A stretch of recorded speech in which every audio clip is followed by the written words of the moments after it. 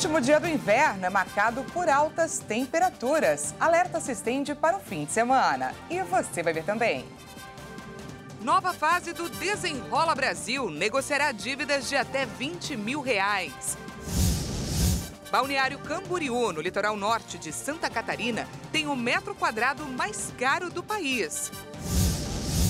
Nos destaques internacionais, Rússia acusa a Ucrânia de disparar mísseis contra seu quartel-general no Mar Negro. E ainda, NASA estuda asteroide que pode atingir a Terra com a força de 24 bombas atômicas.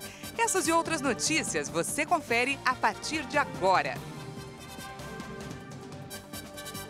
Olá, boa tarde para você. Seja muito bem-vindo a essa edição. Nós estamos ao vivo, 1h03 pelo horário de Brasília. E vamos juntos conferir o que é notícia no Brasil e no mundo nesta sexta-feira? O inverno está indo embora e a primavera chegando no sábado amanhã. Apesar disso, o calorão atípico desse período vai continuar pelos próximos dias. Vamos ver. A primavera chega oficialmente às 13h50 do dia 23 de setembro, pelo horário de Brasília.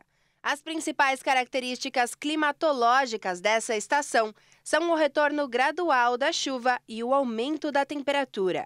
Apesar de ainda estarmos no inverno, as altas temperaturas já atingem várias regiões e têm causado alertas e preocupações. E o calor vai aumentar mais nos próximos dias. O pico da onda de calor está sendo esperado para o fim de semana. As pessoas precisam ficar atentas e se preparar com esse calor que o Brasil vai enfrentar no primeiro fim de semana da primavera. Não é apenas desconfortável, é um calor que pode ser até fatal. É preciso mesmo muita sombra e água fresca para esses dias. A previsão da Climatempo indica temperaturas superiores aos 40 graus em estados como Mato Grosso, Goiás e Mato Grosso do Sul. Tocantins e interior do Maranhão e do Piauí, e o oeste da Bahia e de Minas Gerais, o oeste, o norte do estado de São Paulo e a parte norte-noroeste do Paraná também são candidatos a registrar temperaturas em torno dos 40 graus nesses dias. As capitais mais quentes devem ser Cuiabá, com previsão de temperaturas de até 43 graus. O Rio de Janeiro, com máxima prevista de 41 graus, e Palmas, com máxima de até 40 graus. Também há previsão de chuva forte no primeiro fim de semana da primavera sobre o Rio Grande do Sul e para a Serra Catarinense, Litoral e o Vale do Itajaí. Para quem acha que o pior já passou, calma, que falta só mais um pouquinho, como você pôde ver. Esse final de semana promete.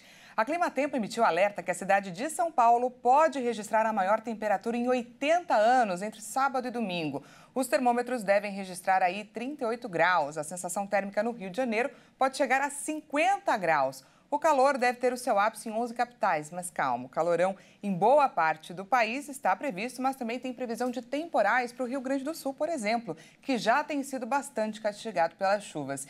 Então, para a gente saber o que esperar desse fim de semana e as expectativas para a primavera de 2023, esse é o tema da nossa entrevista de hoje.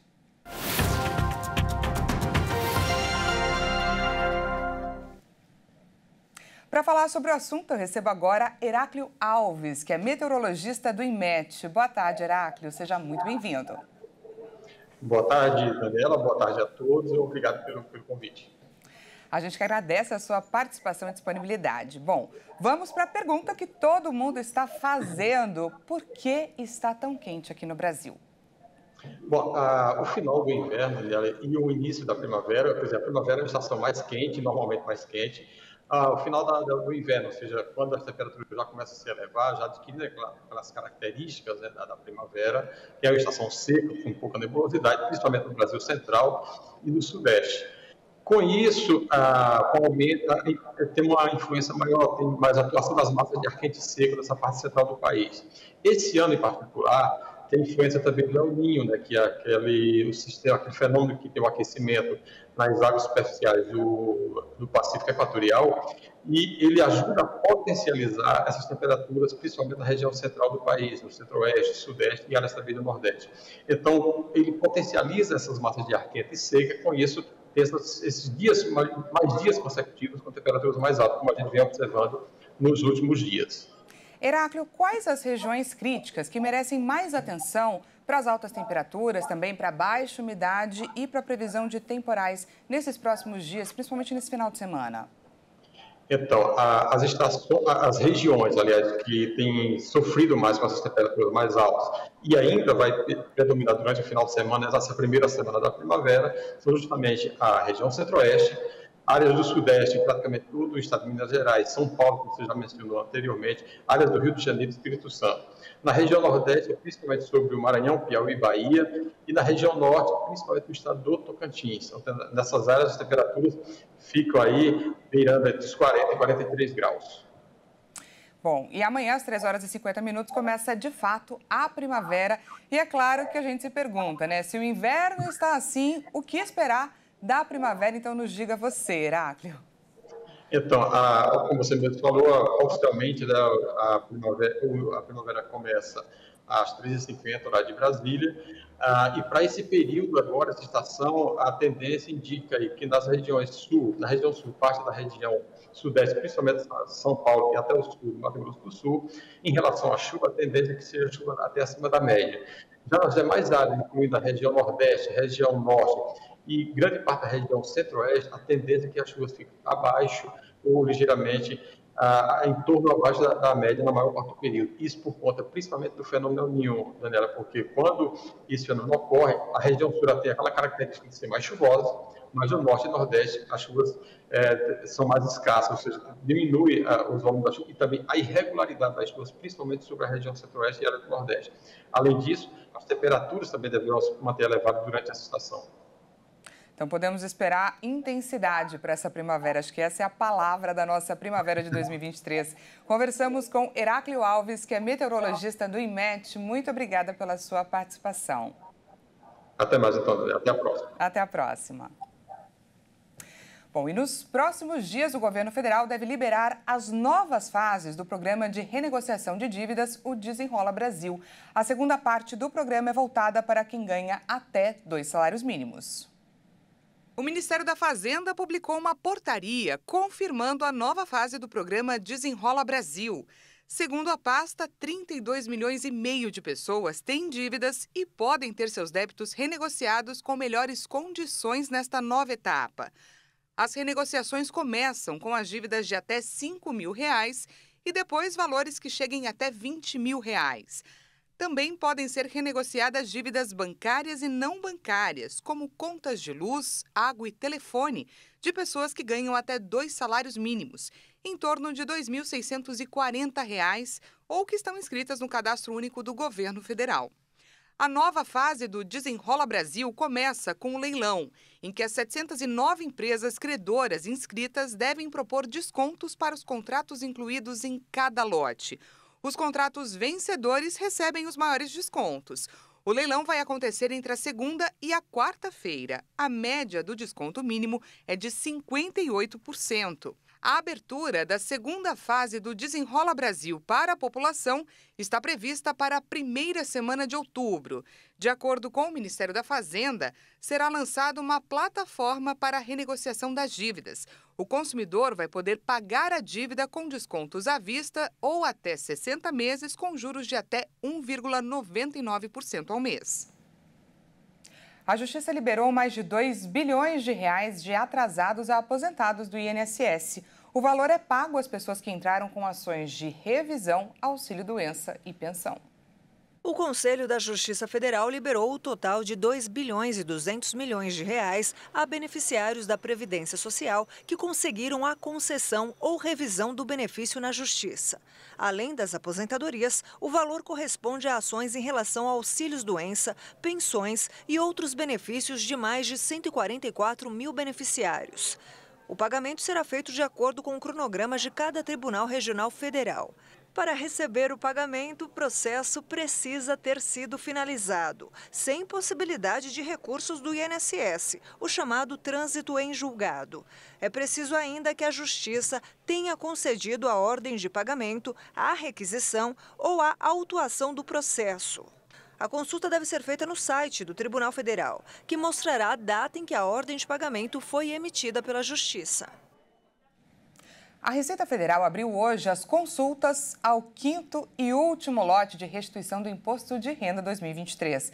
Quase 2 bilhões de reais devem ser pagos em restituições. E atenção, se você não estiver nessa leva, é provável que esteja entre os mais de 1.300.000 contribuintes que caíram na malha fina. A Receita Federal informou que as restituições deste último lote somam 1.960 milhões de reais para 1.260.000 contribuintes. Para saber se você já foi contemplado em algum dos 5 lotes de restituição do Imposto de Renda de 2023, basta acessar a página da Receita na internet. Também é possível realizar a consulta pelo aplicativo do Fisco. Seguindo o padrão, a liberação para consulta acontece uma semana antes do depósito dos recursos previsto para o dia 29 de setembro. Desse total, de acordo com o governo, 507 milhões de reais se destinam a contribuintes com prioridade no recebimento, como idosos e contribuintes com alguma deficiência física ou mental. Os brasileiros que tinham imposto a restituir e não aparecem listados em nenhuma das 5 rodadas de pagamento estão na malha fina e precisam acertar as contas com o leão. O pagamento da restituição do imposto de renda vai ser feito diretamente na conta bancária informada pelo contribuinte na declaração. Caso o crédito não seja realizado, os valores ficarão disponíveis para o resgate por até 1 ano no Banco do Brasil. Se o contribuinte não resgatar o valor nesse período, ainda pode requerer ao crédito pelo portal ECAC, disponível no site da Receita Federal. A cidade de Balneário Camboriú, em Santa Catarina, tem o metro quadrado mais caro do país. O levantamento é do índice FIPE-ZAP.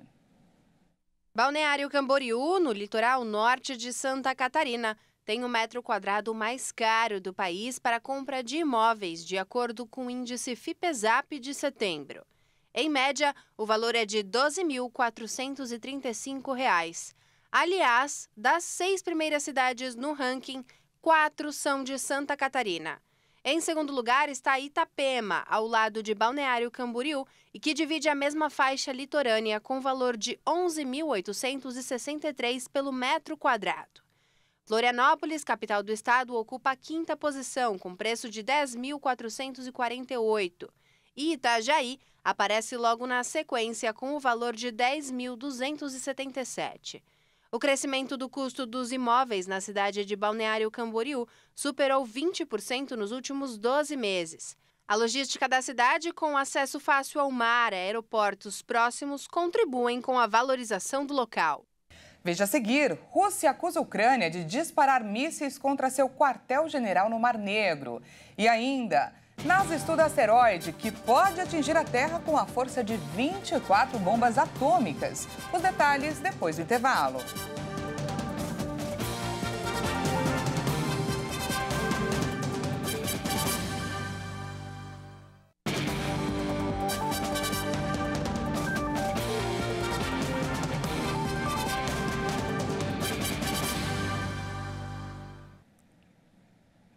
Seja bem-vindo mais uma vez, nós estamos de volta e ao vivo, 1h17 pelo horário de Brasília. Voltamos com mais notícias dessa sexta-feira para você, agora nos destaques internacionais. O quartel-general da frota russa na Crimeia pegou fogo após um ataque ucraniano. O Ministério da Defesa russo anunciou que um militar morreu no bombardeio. Vamos ver. Sebastopol, sede do quartel-general da frota russa do Mar Negro, é a maior cidade da península ucraniana da Crimeia, que foi ilegalmente anexada pelas forças de Moscou em 2014. A mídia estatal russa TASS informou que os destroços foram espalhados por centenas de metros após o ataque do míssil. A TASS acrescentou que um grande número de ambulâncias estava a caminho do local do ataque. Segundo autoridades, na semana passada, a Ucrânia lançou um ataque extenso à base de reparação naval da frota russa do Mar Negro, que danificou 2 navios de guerra russos. O Ministério da Defesa da Rússia disse que as forças armadas ucranianas atacaram o estaleiro em Sebastopol em 13 de setembro com 10 mísseis de cruzeiro e 3 barcos não tripulados, no que parecia ser o ataque mais ambicioso de Kiev ao porto desde o início da guerra. A Ucrânia enviou um segundo navio cargueiro com trigo para o Egito nesta sexta-feira. O país tenta dar continuidade à exportação de grãos após o fim do acordo com a Rússia. Este é o segundo cargueiro a deixar o país esta semana, apesar do bloqueio imposto pela Rússia no Mar Negro. O ministro ucraniano de Infraestruturas, Oleksandr Kubrakov, informou na Rede X que o navio Aroyat zarpou do porto Chornomorsk com 17.600 toneladas de trigo ucraniano com destino ao Egito. Moscou abandonou em julho um acordo que permitiu, durante 12 meses, a exportação através do Mar Negro de produtos agrícolas ucranianos, essenciais para a economia do país invadido e para a segurança alimentar mundial. Em resposta ao colapso do acordo e à ameaça russa de atacar os navios ucranianos, Kiev está testando uma nova rota marítima ao longo das costas da Romênia e Bulgária, países membros da OTAN. Na terça-feira, o ministro Kubrakov anunciou a saída de Chornomorsk de um navio com 3.000 toneladas de trigo. O ministro informou que o destino deste cargueiro é o continente asiático. A Rússia não atacou este novo corredor marítimo, mas bombardeia com frequência as instalações de cereais dos portos ucranianos. Kiev quer garantir o abastecimento da África, que precisa da produção ucraniana, e, ao mesmo tempo, contra-atacar a influência russa no continente, depois que o presidente Vladimir Putin prometeu fornecer trigo de maneira gratuita a vários países africanos. Rússia e Ucrânia são duas grandes potências agrícolas, com produções fundamentais para a segurança alimentar global. E nos Estados Unidos, o setor empresarial teme que a divisão do Congresso americano possa acarretar em uma paralisação do governo por falta de acordo sobre orçamento.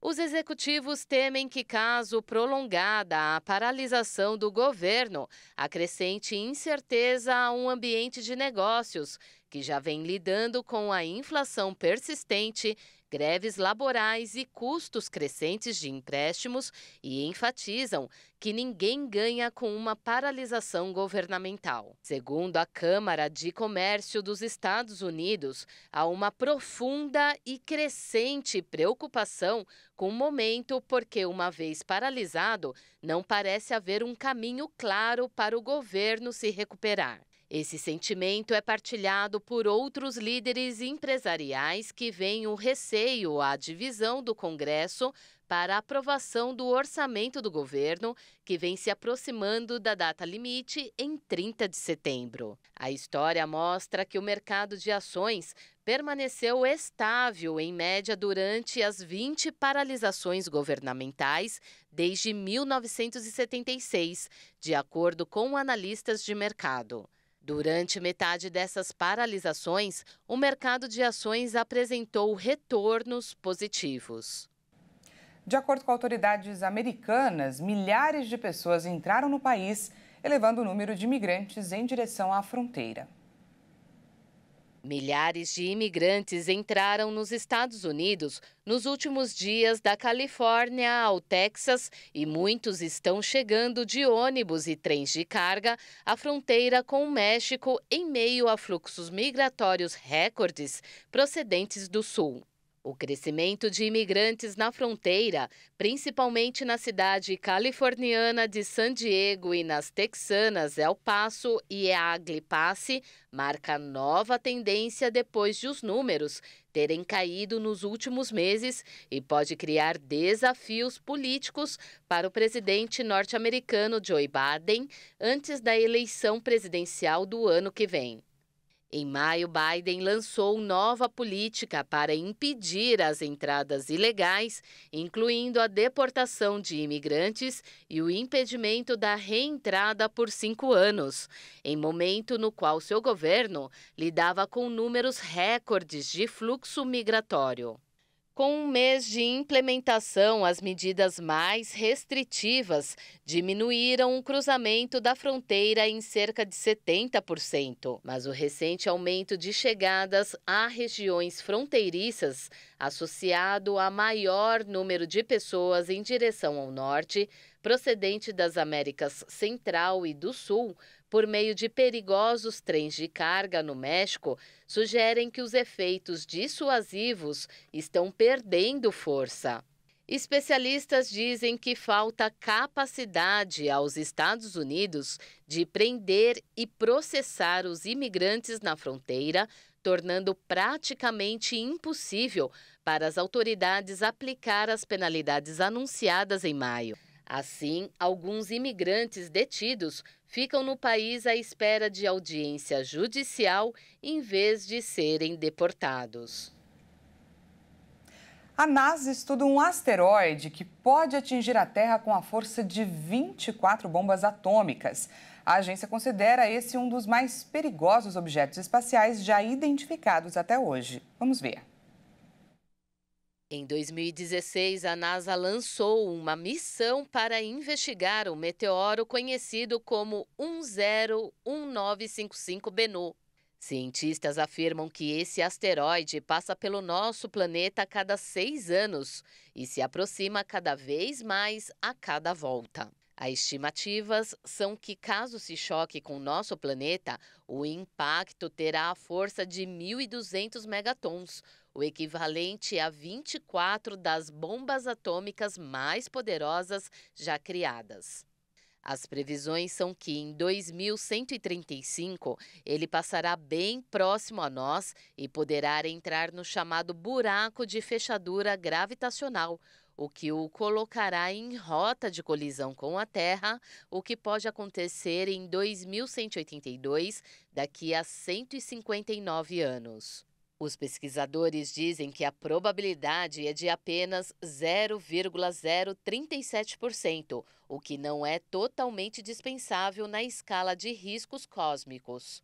Segundo a agência espacial, embora o risco de atingir a Terra seja muito baixo, Bennu continua sendo um dos 2 asteroides conhecidos mais perigosos em nosso sistema solar, junto com outro chamado 1950DA. Bennu provavelmente se separou de um meteoro ainda maior há cerca de 2 bilhões de anos, mas os astrônomos afirmam que o asteroide data do início do sistema solar há mais de 4 bilhões e 500 milhões de anos. A NASA estima que ele tenha se formado no cinturão principal de asteroides entre Marte e Júpiter e que possa conter moléculas orgânicas semelhantes às que poderiam ter estado envolvidas no início da vida na Terra.